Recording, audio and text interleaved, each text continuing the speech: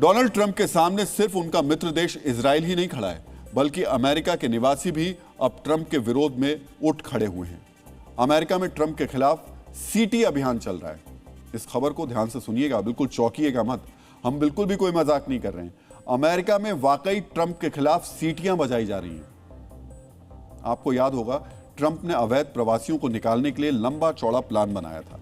इसी प्लान को पूरा करने के लिए कस्टम और फेडरल अधिकारी शिकागो पहुंच गए हैं।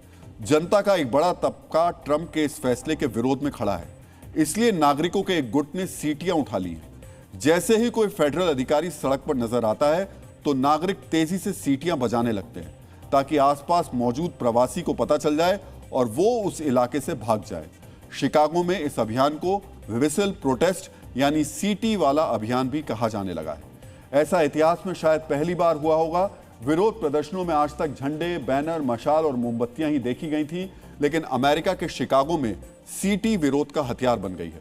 कुछ तो ऐसी घटनाएं हुई हैं जहां पुलिसकर्मियों ने सीटी बजाने वालों की धरपकड़ की कोशिश की और मामला हाथापाई तक पहुंच गया। शिकागो समेत कई शहरों के नागरिक ट्रंप के इस फैसले से नाराज हैं। कई संगठनों ने ट्रंप से फैसला वापस लेने के लिए कहा है, लेकिन ट्रंप प्रवासियों को वापस भेजने पर अड़े हुए हैं। पहले ट्रंप के ऑर्डर पर फेडरल एजेंट तैनात किए गए। अब ट्रंप ने आईसीई यानी कस्टम के दल बल को प्रवासियों की धरपकड़ के लिए लगा दिया है। इसी वजह से नागरिकों को विरोध में उतरना पड़ा। वॉशिंगटन में बैठे ट्रंप के खिलाफ सीटियों की आवाज के साथ एक और आवाज से वार किया गया।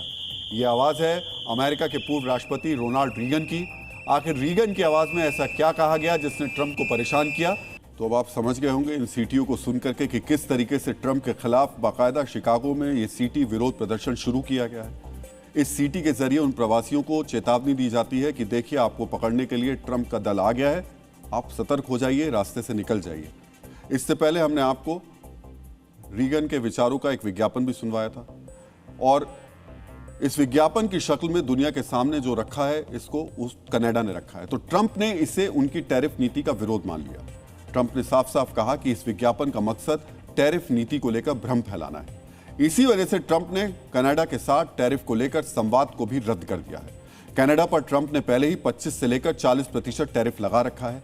माना जा रहा है कि इस विज्ञापन के बाद ट्रंप कनाडा पर टैरिफ बढ़ा सकते हैं, यानी शिकागो से लेकर कनाडा तक जो भी ट्रंप को सच का आईना दिखाएगा वो ट्रंप के दुश्मनों की लिस्ट में शामिल हो जाएगा।